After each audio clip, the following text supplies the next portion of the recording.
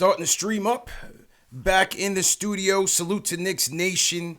The number one show for the fans by the fans is back. If you're a diehard Knicks fan who loves to talk about Knicks news, Knicks rumors, and post-game fan reactions after every game, hit that subscribe button below and the notification bell so you don't miss anything. CP from Knicks Fan TV. My man J.Ellis from the Nick of Time show. J.Ellis, how you feeling, man? I'm doing all right, man. I'm doing all right. I'm back. I'm glad to be back. I'm glad to be doing another post-game live show. Yes, sir. Yeah, I'm excited. Back at it, man. Back at it. So obviously tonight, it was a tough loss. Knicks lose 85-73 in the Summer League. Disclaimer, it's only Summer League. but obviously the talk of tonight, the talk of all Summer League has been R.J. Barrett. So I'm going to shoot it over to you. Give me your thoughts on young Rowan Jr. tonight. Well, I mean, listen, we don't want to overreact or underreact. It's still Summer League. It's R.J. Barrett. But listen, the knocks on R.J. Barrett has always been the three-point shooting. Right. And it's always been he's a very ball-dominant player. How will he play off ball? I don't think it's a mistake or a coincidence today that he played better when he had the ball in his hands more today. Yeah. And I think that trend will continue. Fizz is gonna have to find a way to kind of, give him the ball more. I think you'll see you've seen it today. When he gets the rebound, he's allowed to go and play point guard, and that might be the way to go moving forward since we have so many guards in the first place. I agree with you. I agree with you, man. And listen, my takes have been we've been debating this for the last 3 Summer League games. It's just Summer League. Too many people have been down on this kid. I'm hearing people in the stands when I was there just moaning and groaning. You could tell the first 2 games he was, especially the Zion game. I mean, it was a star-studded event. You would have thought you was at an NBA All-Star game. How much pressure you could feel in the room. And so, obviously, he's been pressing the last 2 games. The shots haven't been falling. He's been forcing a lot. I thought tonight, again, taking it within the context of a Summer League game, I thought tonight he was much more composed. He was much more poised. And as you said, the facilitating was one of the things that I really liked, especially in the second half when they moved him to the 1, put Kadeem Allen on the bench and had RJ really running the offense. Yeah. I thought that was key, man. And he ended up finishing 17 points, 10 boards, and 5 dimes. Yeah, and his best shooting percentage night of the Summer League so far at 42%. I also kind of like that, the knock on him as well is he doesn't really make good passes under the free throw line, and he seems to make a few of those good passes today when he's double teamed on the right side or the left side or even closer to the basket. So I'm glad to see that it seems like the game is opening up on him when he's playing the point guard position. Yeah, I liked it, man. And, another thing is the rebounds. Even though he's been struggling shooting all 3 games, the rebounds have been there, have been consistent. He's on the boards. And like you said, tonight we got to see him on the boards and then running the offense. And, he found Mitch for some good looks. Found Iggy on a nice play down at the end of the game. Yeah. Found Knox for 1 or 2. So, listen, we can't get too high or low on these kids, man. It's Summer League. It's his 3rd scrimmage, basically, in the NBA. He's just getting started, people. We got to relax, man. We have to relax with these kids, man. If you follow me on Twitter, I was like, hey, man, allow RJ to mess up. Yeah. Because I know it's not going to be a fast starter out the gate. But he does have a lot of upside, so we're going to have to be a little bit patient with him, especially considering that we have a lot of veterans here when the season starts, and there's a lot of guards here as well, so he might not get the chance to play point guard straight off the bat. But so we're all going to have to be patient as he tries to learn the NBA game, learn to pick his spots, learn to know when he can play point guard, and know how he can pick his spots when he's a small forward or shooting guard. That's right. And you know what? Listen, again, this is Summer League. This is the time to really get out there and experiment and get loose, especially on the offensive end. But I also think from a playmaking and facilitating standpoint, it's important to get him those reps because we got to be able to move the ball. And if he's going to be starting alongside Dennis Smith Jr., who's been inconsistent in terms of running the offense, Elfrid Payton obviously has been a little bit better there. Knox rookie season, not so much. The ball movement is going to be critical. The ball Yeah, movement is definitely going to be critical. So I liked that they adjusted and let him run the point for the second half for the most part. yeah. I feel like Dennis Smith Jr.'s. I feel like he can run the offense better than most people give him credit for. Yeah. But I do feel like the shooting is going to be huge for Dennis Smith Jr. this season. I know he's been working on the shooting, and if RJ is going to run some point guard, it would be great if Dennis Smith Jr.'s shooting, what he's been working on all season, is able to translate into the regular season. That will open up a lot more possibilities if Yeah. one of these guards can learn to shoot. I agree, man. I definitely agree. Listen, the only part of the game defensively, I think, is something that you definitely want to start to lock in on early. Because you don't want to pick up those bad habits, right? I would think you want to go into camp, you want to go into the season with some momentum on the defensive end. Obviously, we had no idea who half these guys in the Raptors were. Nope. They were down by as much as 20-something points. The pick and roll defense wasn't great. The communication wasn't too great. So that's something that you would like to see them tighten up a little bit as the summer league progresses, for sure. Oh, that's for sure. I need that defense to be more on the string. I need Mitchell Robinson to continue the progress he's had last all season and limit his fouls. I know it's summer league and I know he knows he has 10, but I want him to act like it's a regular season game and be more cognizant of how many fouls he has and be able to hold back. But I do agree with you though. Like the defense in general just has to get a lot Defense better. has to be better, and I agree with you on Mitch. I think he has to. Watching it live, he's still kind of picking up those late blocks, which are goaltends. That's something that carried over from the regular season last year, and Yeah. also the fouling. Obviously, again, in summer league, you get 10, use your bullets, but you want to see Mitch a bit more composed out there. And how about Mitch with the jumper? Unleash the jumper, man. Unleash the jumper. Get him in some pick and pop situations. Let's see a little jump hook or something. Let's get Mitch a little bit active on the offensive end. I like to see that.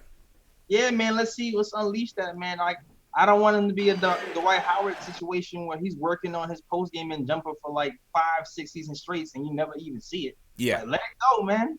Let it fly. See what happens. It's summer league. This is what summer league is for. Man. This is what summer league is for, man. Just let it fly. Kevin Knox, wasn't hitting most of his shots, but I think Knox has continued to be aggressive. When I saw him in person, man, Knox, he looked like he got a little bit bigger. He's definitely a solid 6'9", man. Knox is tall, man. Yeah. Knox is tall. So it looks like, he's filling out a little bit. Yeah, like I said, didn't hit his shots too much tonight, but, you still like to keep it aggressive with Knox. Yeah, man. I want to see him stay aggressive as well. I like the way he started the game.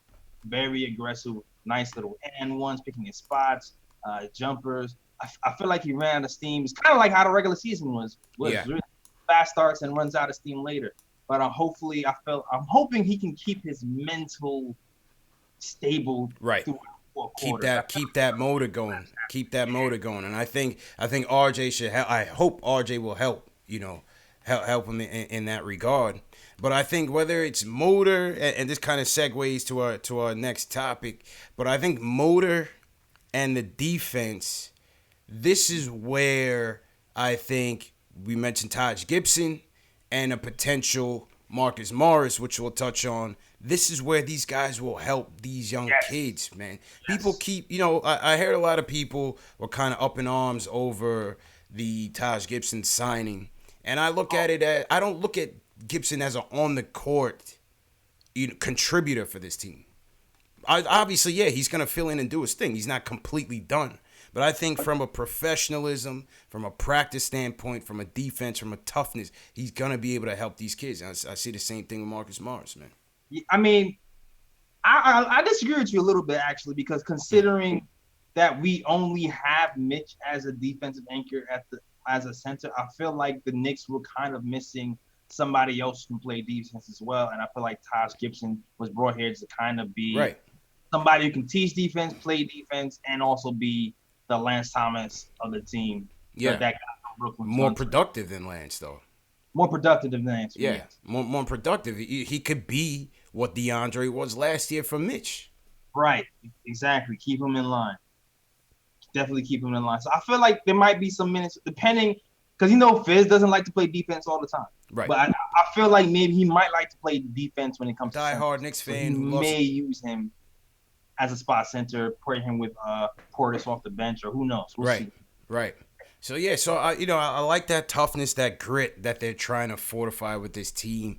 I feel like Julius Randle and Mitch is going to be a good pairing. Also, from that standpoint, I think Randle is going to bring things, obviously, from the offensive standpoint that Mitch just doesn't have right now. And from they're going to be on the boards. They're going to crash those boards. Mm-hmm. I like that duo with Randle and Mitch. I like that the potential that they have. Oh yeah, I'm excited about the Randle and Mitch duo for sure. Especially if Randle keeps draining those threes. As you saw, he's hitting those threes in those training videos. He hit 35% in the field last season.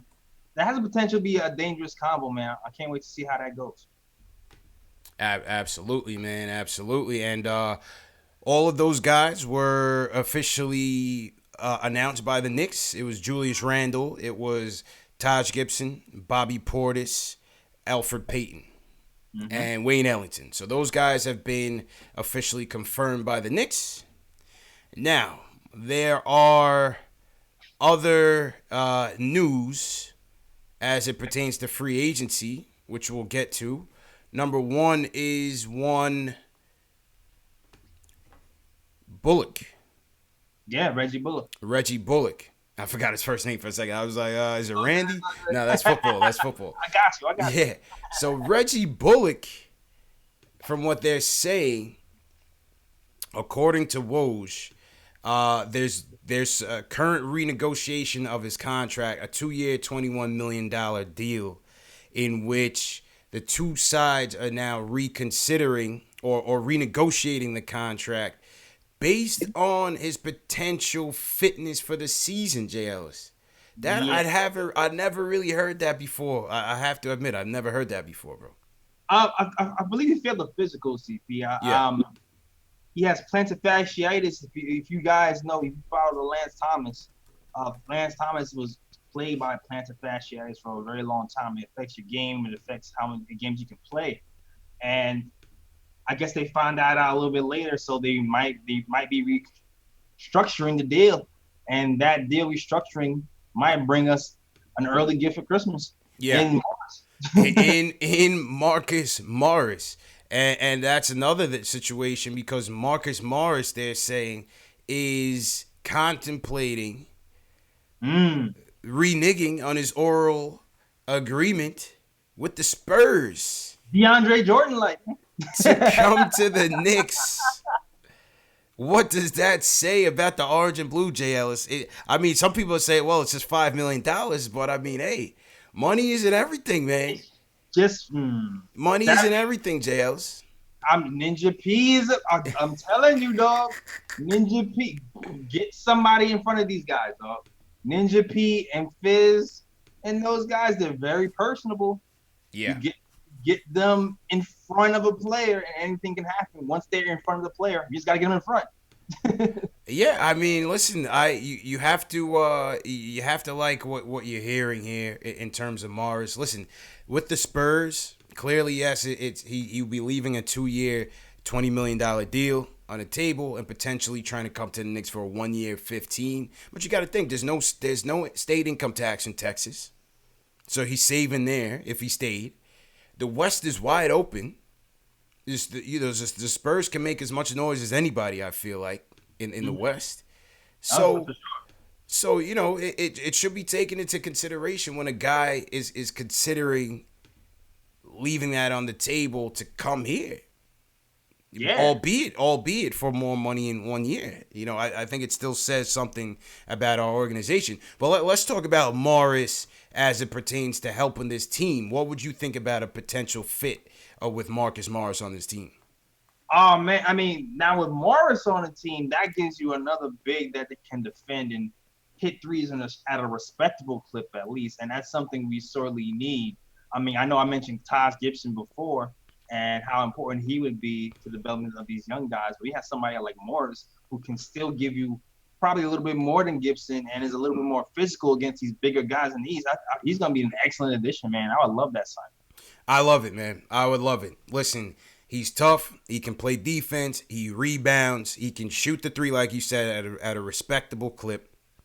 All right, let's take a look at his numbers last year. Averaged damn near 14 points a game, 16 boards, 44% from the field, 37 from three. Career high, season high, 31 points and 4 rebounds last year. I mean, the dude can still play, man. 6'9", 235 pounds. He can play the three, and he can play the 4. Yeah. So why not bring this guy in? Again, this is another guy that can help these kids. He can help this team win too, J.Ellis. That's the point of all these vets. We can't just be talking about just the young guys. We got to fortify this team with some smart veteran leadership that's going to be able to help this team win games. We got to start winning games, man. Yeah, you got to start winning games. And I feel like with more vets here, Fizz will be able to implement more complicated systems offensively and defensively and kind of speed up the growth process of these young guys, man. Make the young guys better, man. Yeah, definitely. Make the young guys better. Make the young guys better. Another thing about Marcus Morris that I would like, I know a lot of people are complaining about, why do we take on so many bigs? Why do we have so many bigs? Well, number one, some guys can play the 5. Some guys will play the 4. Marcus Morris may be able to come in at the 3. And on top of that, it's another asset. To me, assets are assets. If he can be a potential trade piece at the deadline, or does he make another guy expendable at the deadline where you can bring assets back, then that's the name of the game. That's where we are right now in terms of building this team. We're in the asset acquisition phase, and I think Morris helps us in so many folds, winning games, helping him with the youth, and another asset that you can potentially flip to a contender at the trade deadline and bring something else back. So I think it's a win if we can pull it off. Oh, definitely, man. Yeah, definitely those 1 year, those 2-year deals can definitely be very valuable around February when it's time to make some tough decisions for some teams. Are we going to go for it and try to make the playoffs, or we're not? And you might be able to pull something if another team wants to go for it and want to move one of these pieces. Yeah, I mean, listen, I can't fault them for bringing him in. Obviously, of the offseason moves that I would have tried for is trying to get Harkless in that Clippers deal, in that Clippers and Portland deal. Trying to get Harkless, the Clippers were able to get that first round pick in the deal. I would have tried for Harkless. I think Harkless would have been a nice pick, a local guy coming from St. John's, can defend as well, can shoot the 3 okay. I thought Harkless would have been a good pickup. But listen, again, we are taking on manageable contracts that we can ultimately flip at the deadline or cut at the end of the year, and we'll be okay. Keep the flexibility going. Definitely keep the flexibility going. And you know what? If we end up looking nicer at the end of the year with more wins, who knows from that?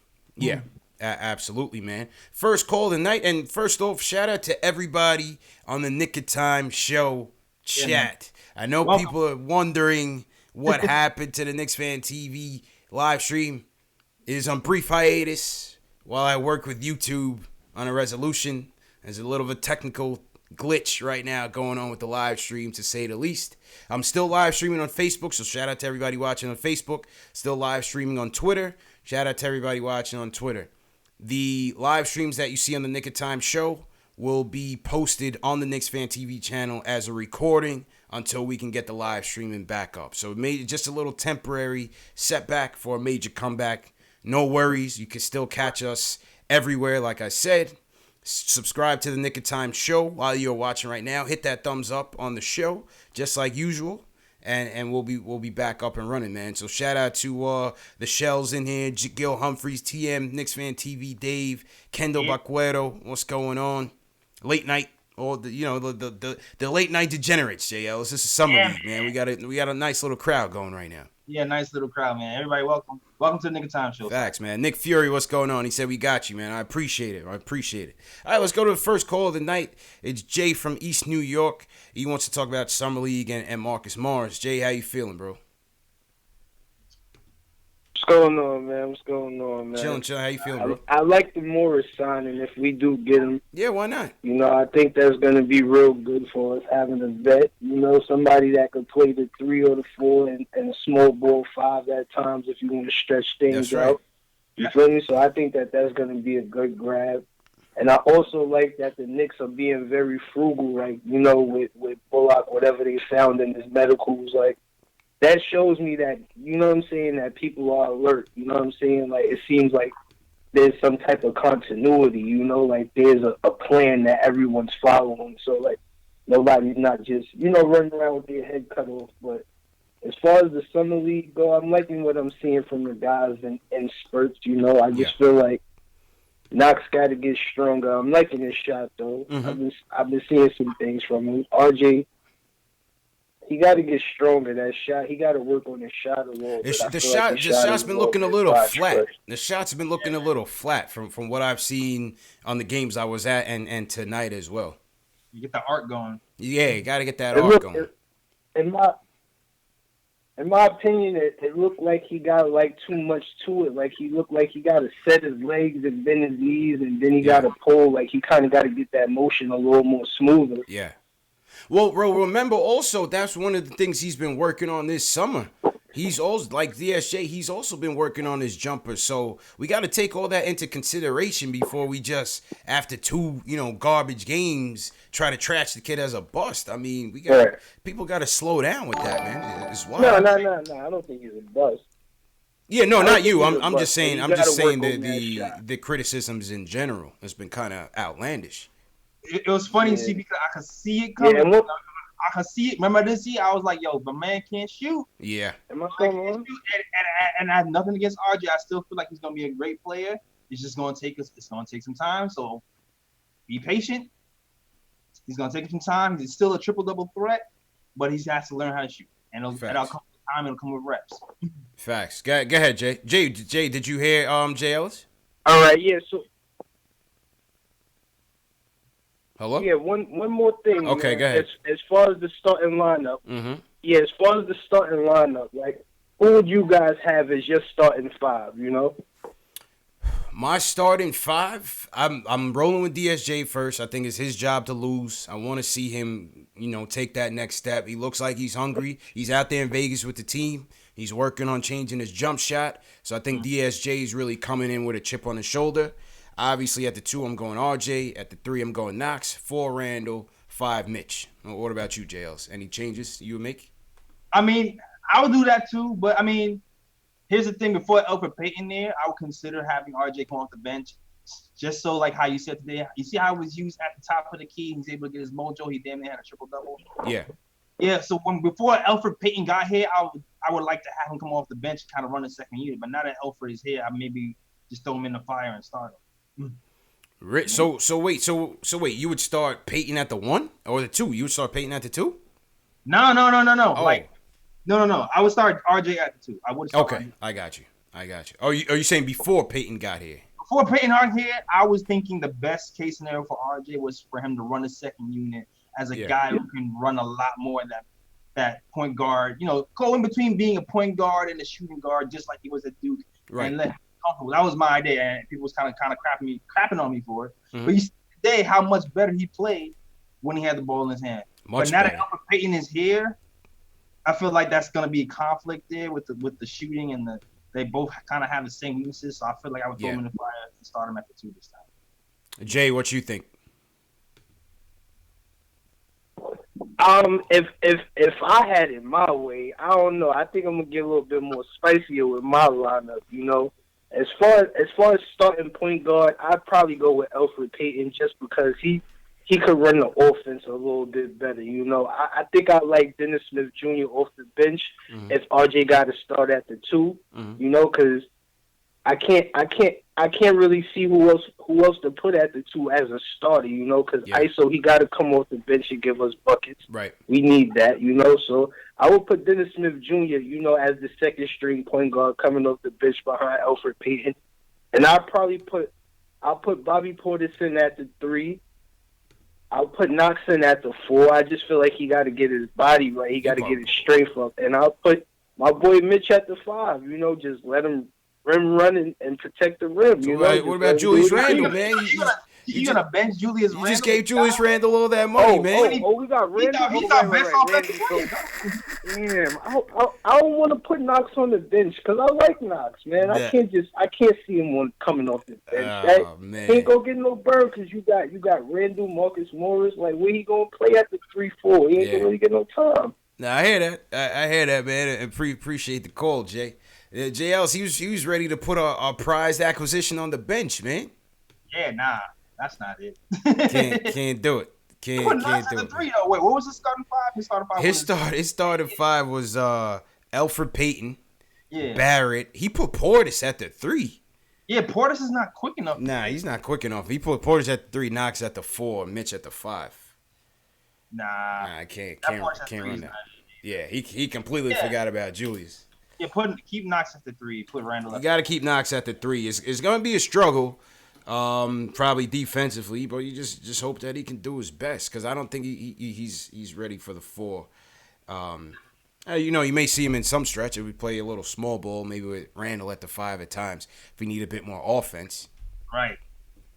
We'll see, man. What do you guys think of the chat, man? What do you guys think? Well, who's your starting 5 right now? I guess the biggest debates would be Peyton versus DSJ, and that's pretty much it. I don't really see other spots being up for contention, really. You think ISO's gonna? What do you think ISO's gonna contend to start at the 2 though?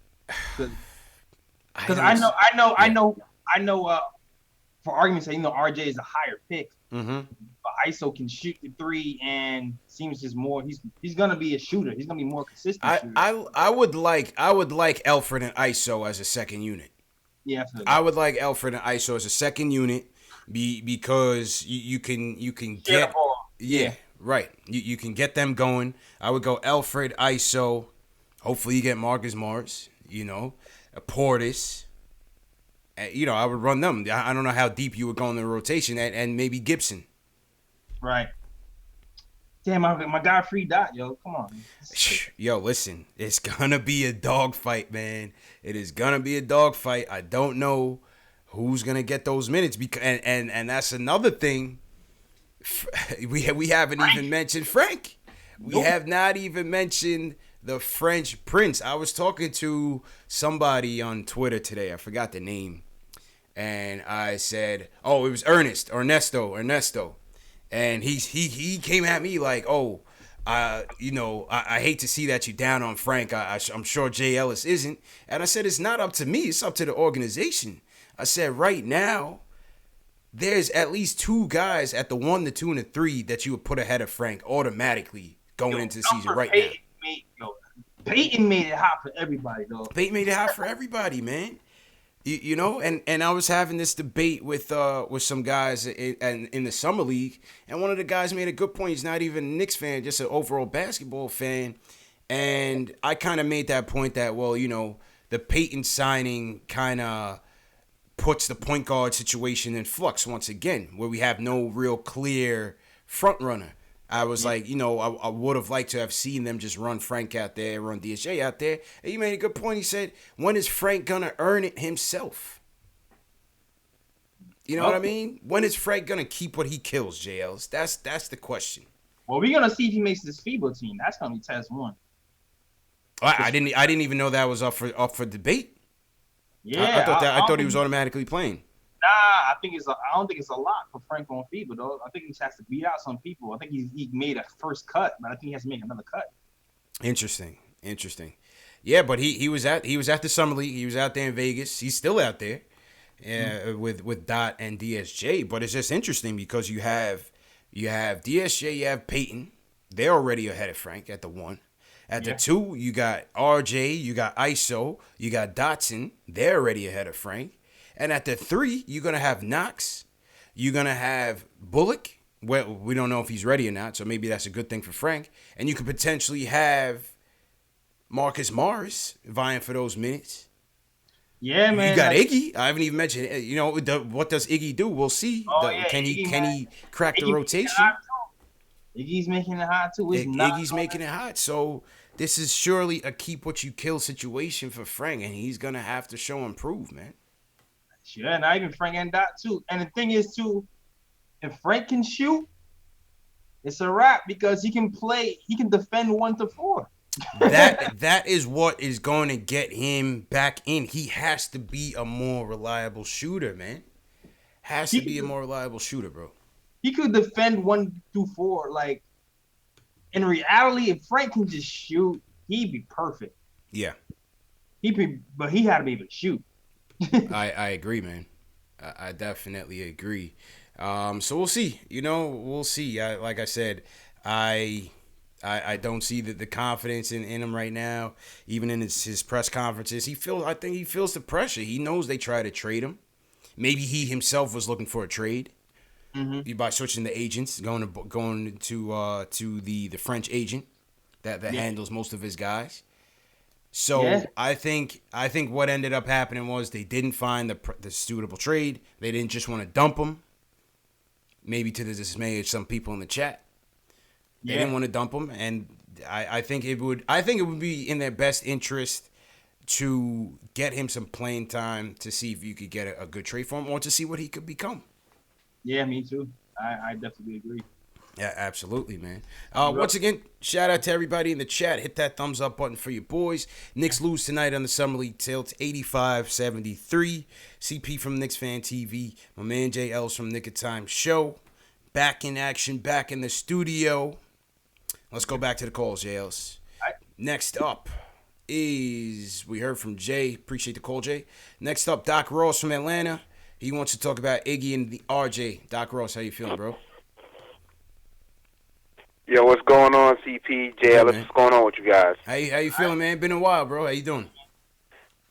Nah, I know it's been a while, man. I've been busy at work with the family. Good. It's like summertime, so I listen to this show religiously. Mm-hmm. I was driving up to Canada with my family, and I was listening. They was like, "What you listening to?" I was like, "Yo, y'all gotta be quiet. I gotta listen to the show." So I've been listening. I just haven't been able to be calling in and everything. And since these shows go for damn near an hour and a half, 2 hours sometimes, I'm sure on that trek from the A to Canada, you caught up. You were able to catch up. Yeah. Yo, let me tell you something. Y'all damn near saved my family, man, because I was about to kill my mother-in-law. I was like, yo, let me just put these guys on and everything. I tried to, after the first preseason game, I was in Canada, and I tried to call into the show, but y'all canceled it. Yeah, because you were having technical difficulties, I think, with the Wi-Fi. The Wi-Fi wouldn't let me be great in Vegas, man. So I just had to take a L and just come back fresh when I got home. Yeah, but when wifey saw me, she was like, "Oh, you calling into the Knicks Fan TV?" She knew. She was like, "All right, leave him." She's like, "Leave him alone." Leave him alone. He in this Knicks phase right now, and I was like, "You know how it was." I was like, "Man, I gotta listen to these guys and everything because I know it seems like I'm not there, but I am there." But I appreciate it. Let's get something straight, man. I'm already impressed with RJ. I was happy that we drafted him. No regrets right there. But this dude Iggy, man, he balled out the other day. He did. And dude's starting to remind me of like a white version of Charles Oakley or something like that. He don't back down from nobody. Nah. You know what I'm saying? One thing I noticed when I was at the game, I was at that 30-point game. Yo, he's strong, J.Ellis. That boy is strong. He's headstrong. He like Coach said and like he said, he don't back down, bro. He does not back down. And when the game was on the line, you saw him like, all right, I got this. You know what I mean? And he took the team on his back, man. I like this kid's grit. I like his effort. I've been saying from the beginning he's a scrapper, and the coach, echoed those same sentiments. Yeah, man. He gonna crack the rotation too, man. Like I have no idea. Like to see him play. Like I was looking up into the draft, I was looking at him, and then everybody was talking about him. And I was like, yeah, this dude seems like the kind of like guy that's built for the Knicks toughness. And if you notice with everybody that's talking about the Knicks now, like all the players, they're talking about bringing this old school '90s mentality back with Mason, Oakley, Ewing, and them, and they want to bring that back. So I think he fits in with that kind of like that pedigree. I like what I'm seeing from him and everything. Not too worried about RJ. My boy, believe it or not, he's a Bulls fan, and he pointed it out to me while we was in Canada. He was like, "Yo, remember, man?" He was like, "Derrick Rose had like a similar, summer league." He was like, "Your boy gonna be okay." Because the thing is, you see spurts and flashes and everything, and I'm just happy he didn't get injured like, Zion Williams, Right. I'm not saying anything wrong with Zion, but like when you get injured in the summer league, that's usually like a little bad thing for me. I'm like, look, man, you know, something going on there. So I'm actually happy what I'm seeing and everything. Wanted to ask you guys, who else has impressed you in the summer league besides those two, like besides the usual suspects, somebody that's not on the radar? Woo! Yeah, same here. Maybe not as much tonight, but watching Wooten the first two games, he definitely gets after it, especially on the defensive end. I liked what I saw from Wooten for sure. And I think Kavanaugh, the last game, had a pretty good game as well. Yeah, I can see Kavanaugh. Does it look like Kadeem Allen took a step back? Yes. Go ahead, J.Ellis. It did. I was expecting a little bit more for Kadeem, man. Like, he shot so well last season as a guard. I feel like a lot of times he was our best guard on the floor last season. I thought he was going to do a lot better this summer league. And I don't know what's going on with the shooting, but it hasn't been there. I mean, I guess that he still has the effort, but everything else just seems to fall by the wayside. I don't know what's happening right now. But it is only summer league.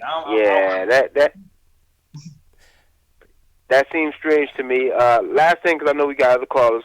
Hope that we get Morris. You know what I mean? Like, I always like the twins and everything. So if we get him, I think that'd be really good. I'm glad we didn't go out there and, have a buzz team. I'm actually excited for this season. I wasn't excited after, the whole Durant. I basically stopped watching ESPN and everything because those clowns was like, everybody want to crown the Knicks. Yeah. But I like what the Knicks did. We didn't go out and try I like the Julius Randle pickup. He fits actually in with everything. And I like our pickup. So, people, they don't want to give credit to this Knicks organization, the front office, like Scott Perry and them, but they secretly doing a good job. They spending the money the right way. And Knicks fans should be happy about that. That's my word right there. You know what I mean? Because we're not going out there getting like bum-ass contracts that we regret. You know what I'm saying? We ain't getting no Eddie Curry contracts or nothing like that, Agreed, Doc. Appreciate the call, man. Bless, bro. Yeah, y'all stay up, man, and appreciate y'all show, man. I really do, man. Catch y'all later. As always, man. Got you, bro. Yeah, man. Good call by Doc Ross. Listen, my thoughts on Kadeem, I never really thought that he was gonna get much better than he's been. He's been a journeyman player, He's been a journeyman player. He started on the Celtics D-League team and kind of made his way up. He made his way up into the Knicks as more of a scrapper. He's more of a defensive guy. You guys have heard of. I've always said I look at him more as a defensive-minded point guard 3. That's all I've always looked at Kadeem Allen as. J.Ellis. Nothing more, nothing less. Yeah, I mean, for me, I felt like, it was towards the end of the year. Granted, I was inconclusive. Like, I thought he did pretty well towards the end of the year. Like I said, I thought a lot of times he was the best guard on the floor, even when DSJ was here and Rudy was here. And he saved our asses a lot of times last season. So I was waiting to see, okay, what could happen with Kadeem Allen this season? Is it – because, it's a small sample size, but it's a different thing to do with 82 games versus 20. So I was still on the fence. I'm like, all right, let me see what this guy can do this season to see if I can make like a final decision on what he can be. You know what I mean? Yeah, no, I hear you. And the shells in the chat said he was good on a bad team. And I kind of thought the same. Like I said, I think defensively I like what he can do, but I never really looked at him as a great facilitator or anything crazy like that. He had a couple good games last year for sure. Definitely had some good games last year. You just never know because you have these guys in the G League who come up and all of a sudden they buzzing ass in the finals. Yeah, and then he's like, oh, I found a gem. Like right all the time. So I didn't want to count him out. I just wanted like a wait and see situation. True. You know what I mean? True indeed. Somebody in the chat said he looks like he owes 50 some money.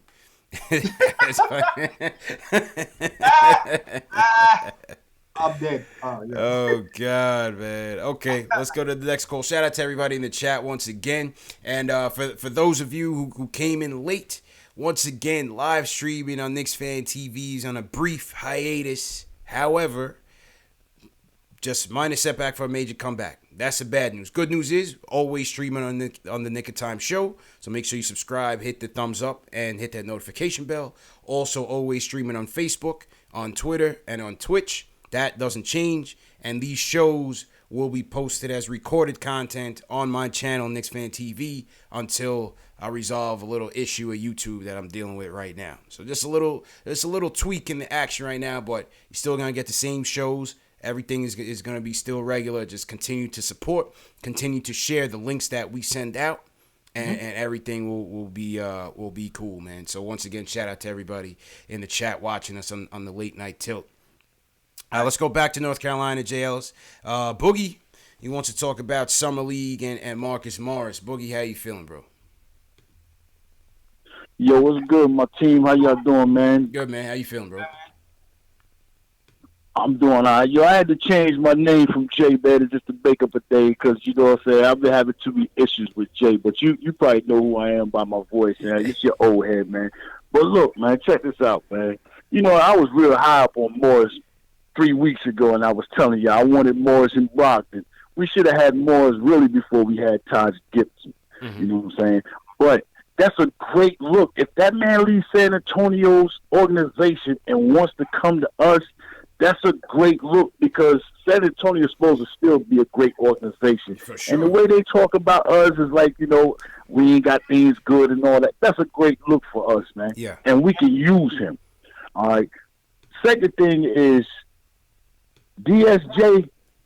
He's supposed to be our starting point guard, because he's the only one really on our squad that can create for others. Some of them guys can't really create for themselves. They're only getting offense out of the system, you know what I'm saying? Right. But that boy Peyton, I'm wondering why they going to get this man $8 million to come off the bench, you know what I'm saying? Damn. That's a lot of money for him to come off the bench. So DSJ got to really fight, earn his career is on the line. He can't let that boy beat him out. You know what I'm saying? But I like how he talking with the interviews and everything out there in the city. He sound like, yo, this is my team. I'm here. You know what I'm saying? He's doing a lot of. He sound real good. Yeah, he's doing a lot of good PR for us. Boogie's definitely right on that. Shout out to DSJ, man. He's really doing a lot of good PR for the Knicks lately these past couple of days. That's for sure, man. And yeah, he is. But Frank, I'm paying attention to Scott Perry's role, man. Everybody that's on our squad, they birthed by Scott Perry. Frank is the only one that ain't birthed by Scott Perry. So for real, I see him on the way out of there. Because if they ain't had no plan, if they had plans for him or something like that, they might have been. He should have been inside this in this summer league playing. That's where he should have been, for real. And Allen, he need to be out the way, completely out the way. RJ looked it real good when they gave him the ball. Yo, hey, you're right, man. Go ahead, J.Ellis. I don't think Frank knew he was gonna be on the team, so he was like, I might as well sign up for FIBA. Yeah, that's what I'm saying. He's like, I want to go home. I might as well go home, man. Here, I might as well sign up for FIBA because I'm on the trade block. I might be gone after draft day. True indeed, babe. Hey, wherever he want to go, that's just on him. But I really like how the what's it, Bush Holders was coaching. Right? I really like how he decided to put the ball in RJ's hand. And once he did that, my only thing is why you got Allen out there. You should have let that boy Amir Hinton still out there, because he came in there like, yo, I need to be out here. Yeah. Allen was just really in the way once you took the ball out of his hand, though, man. Yeah, things change, and appreciate the call, Boogie. Things definitely changed in the game. I mean, clearly the game was already over, right, J.Ellis? Clearly the game was already over, but things certainly changed when RJ became the primary ball handler. And like I said, you like to see it, because we're gonna need that. We're going to need that when we don't necessarily yet have an established point guard. It's going to be important for everybody, the 1, the 2, and the 3, to be, more than capable and very effective facilitators to help get that ball moving, so we're not so stagnant on the offensive end. Yeah, and also, too, is like RJ was able to bully people in Duke. He was physically bigger than everybody. Right. You're playing RJ at the 2 in the NBA. He doesn't really have that physical ability. He doesn't have the advantage like he might have at the 1, where he can just overpower point guard. So I think that's a lot of the reason why you saw RJ just kind of play better today. Yeah, that's true too. That's true. I think one of the things you saw him struggle with, and one of the things that I think he will struggle with early, is kind of that separation from guys, especially at the 2. So he's going to have to use his strength and be a bit more crafty to get his shots off and get to the, he could still get to the paint nicely, but you saw him kind of struggle trying to break down his man so far. Yeah. And so I think he's going to have to get more crafty in that regard to get his shot. So hopefully, he and the coaching staff will continue to work on that. Yeah, nice right hand, RJ. I just saw that little clip right there. Nice right hand. Yeah, and he did go to the right as well.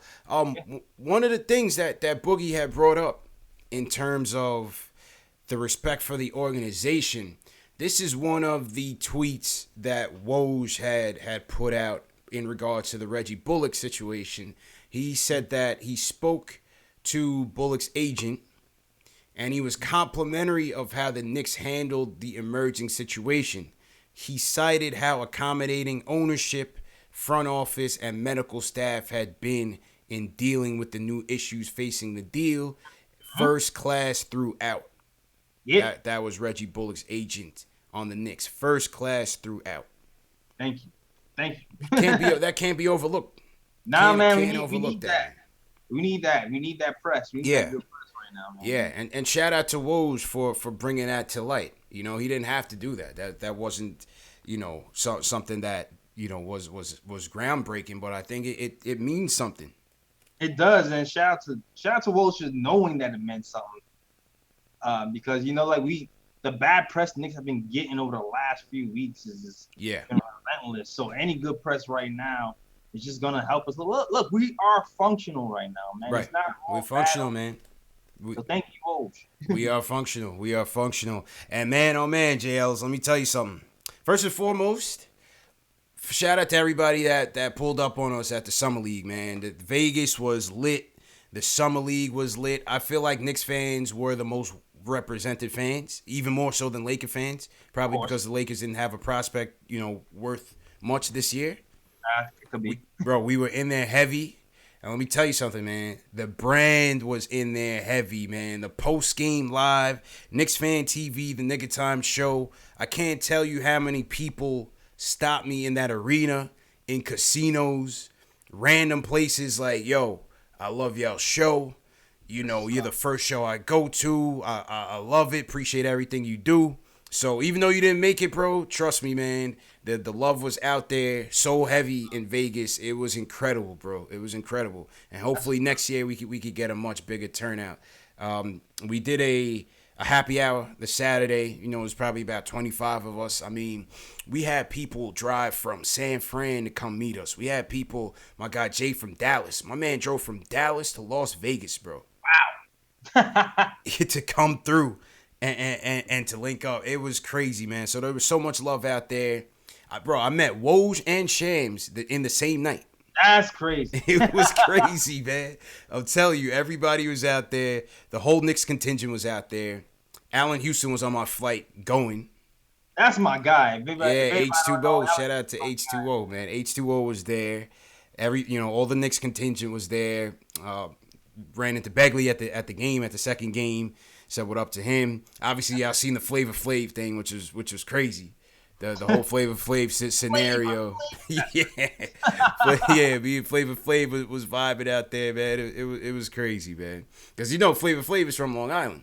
Yeah, I definitely know he's from Long Island. Yeah, so when I started chopping it up with him about LI and whatnot, he started to open up with us and everything. So shout out to Flavor Flav. Was any Flavor of Love girls there? No.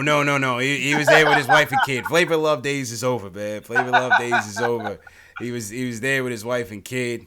Oh, okay. Yeah, and shout out my guy Greg Armstrong. Greg is he's about a 25-year something season ticket holder, so he's out in Summer League damn near every year. And so, Greg had the seats up front. We got over there, and so that's when we got to meet Flavor Flav and whatnot. That's so, what's it was cool, man. It was cool. Shout And definitely shout out CK2K and Terry and Trey, man. We had a blast this weekend with them. That's my peoples too, man. Yeah, those are peoples, man. I got to hang out with CK2K for the first time. Terry and Trey was out there heavy. It was just a good look. It was just a good look, man. I would encourage everybody who couldn't make it this year, try to come next year. It was so much fun, man. So much fun, man. Yeah, cool dudes, man. I love those guys. Yeah. Terry, I love those guys. Yeah, it was a lot of love out there, man. Even the earthquake, man. The whole experience was crazy. The whole experience with the earthquake was crazy, and all that happened in like 3-4 days, man. I can't believe it, man. Yeah, that's crazy, yo. I was like, damn, I wish I was up there. Yeah. Then I saw the earthquake there. I was like, you know what? I can have that. Yeah, man. It was an experience, man. It was an experience.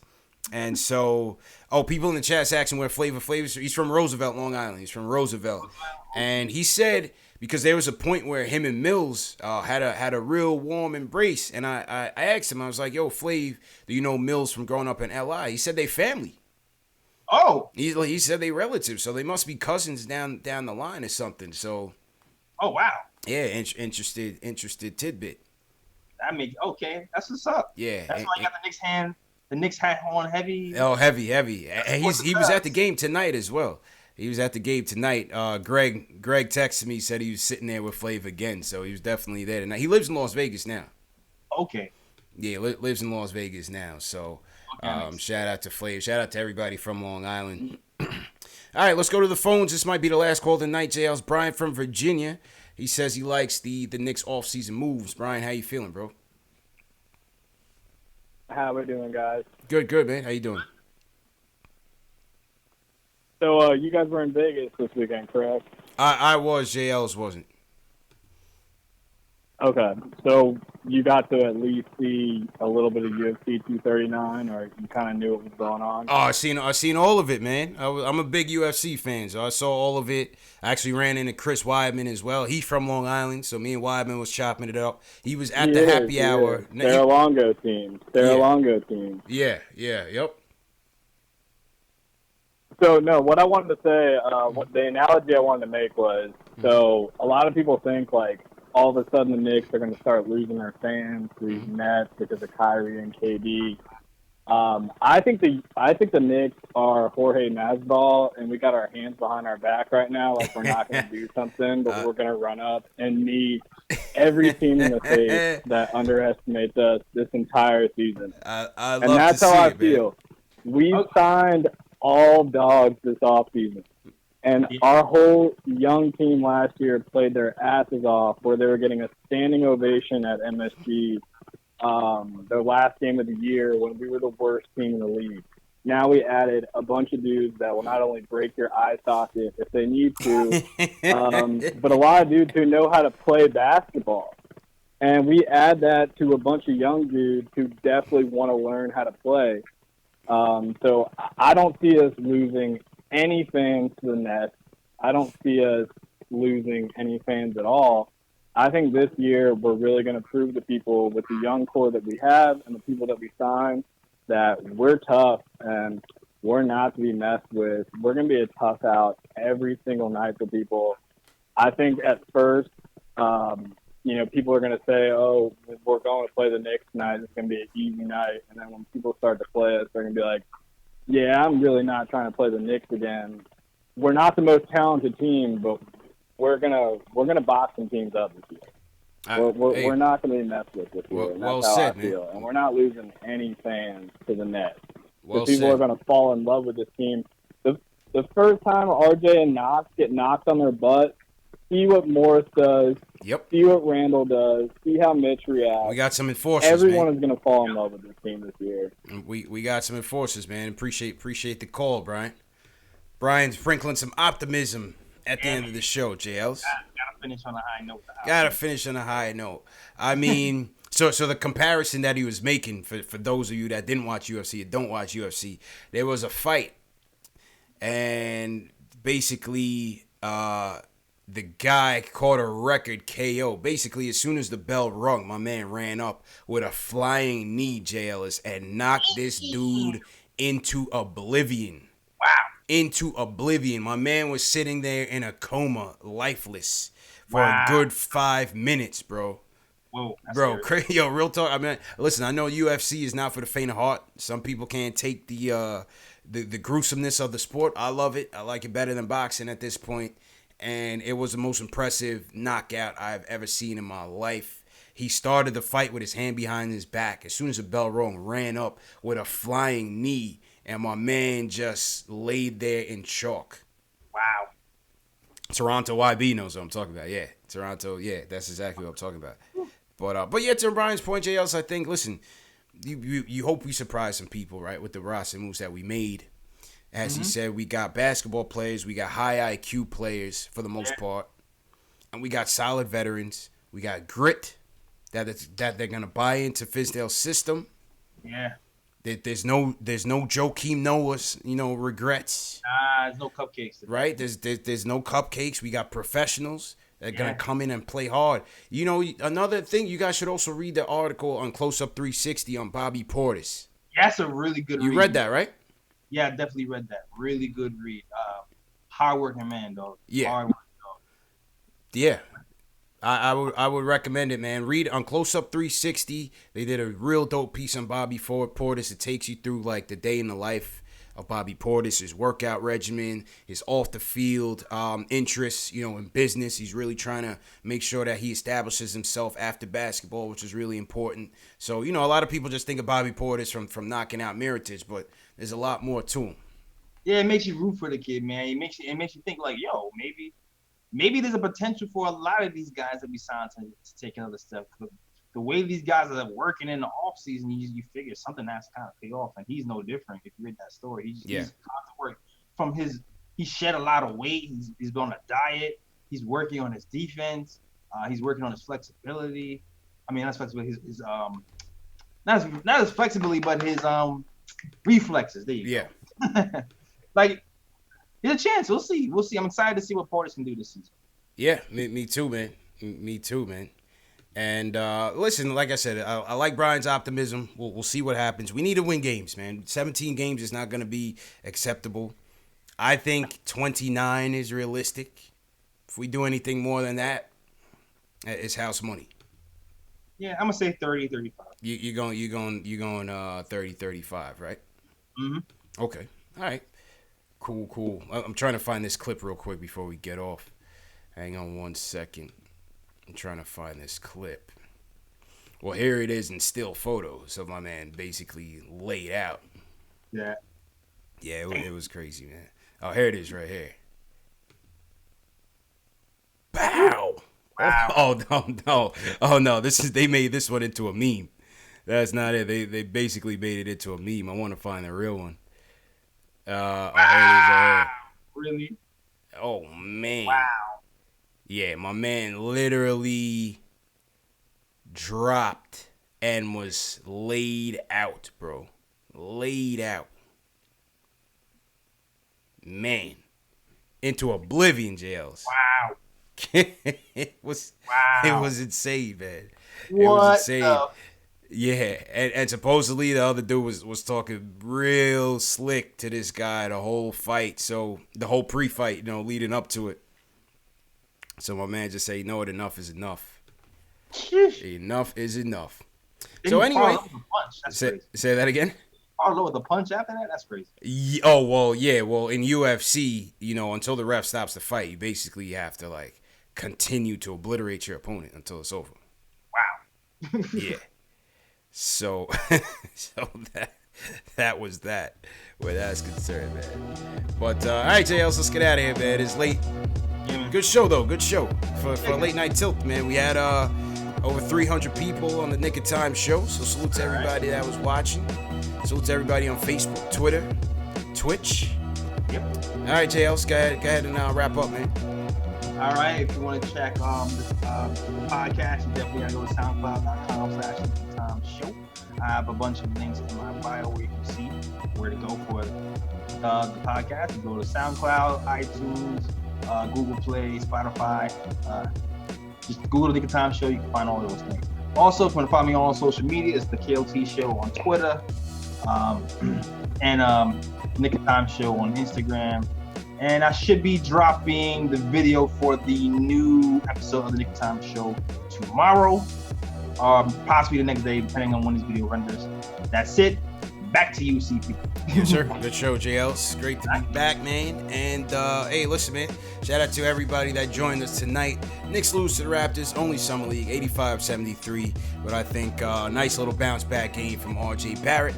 17 points, 10 rebounds, 5 assists. So we saw some nice things with R.J. playing the one in the second half. And let's see if we can carry that over into the next game. So we got another game tomorrow night, Knicks versus Lakers. Come back for post game. We will be back. Once again, shout out to everybody that supported. For those of you who are new, shout out to everybody. Leave us with a hashtag new in the chat. Shout out to all hashtag new. You can catch this show also in audio format. iTunes, Spotify, Google Play, Stitcher, Southern Knicks Fan TV. You can catch the show in audio format. And join the conversation on Twitter. Share these videos on Twitter with hashtag PostGameNYK. And we will throw you into the Twitter group chat and also the Discord group chat. So it's real cool if you want to keep the conversation going after the show. So once again, thanks again for everybody for coming out. It's getting late. Tack, what's going on, Tack? The Shells, appreciate it. Cole Ramada, I appreciate it. Gregory Lee, Cochise Carter, thanks again, man. And yeah, we'll see you guys tomorrow. J.Ellis, if you want to shout some people out, man, go ahead, bro. Yeah, man, you know what it is, shows, man. They call me Tack. Always got to shout out Cody. I don't even know if he's here or not. I'm not even sure if Cody's here. Hey, yo, pal, what up? Yeah, man. Pet Nod. I saw my boy Wayne Pet Nod was here earlier. Okay. Parker, Gil Humphreys, all the guys who are regulars, and all the guys here right now. Nick Fury, all these guys. Shout out to all of you. All right, fellas. We will check you guys tomorrow. Once again, hit that thumbs up button on your way out. It's very important to support us and share these videos. Have a great night.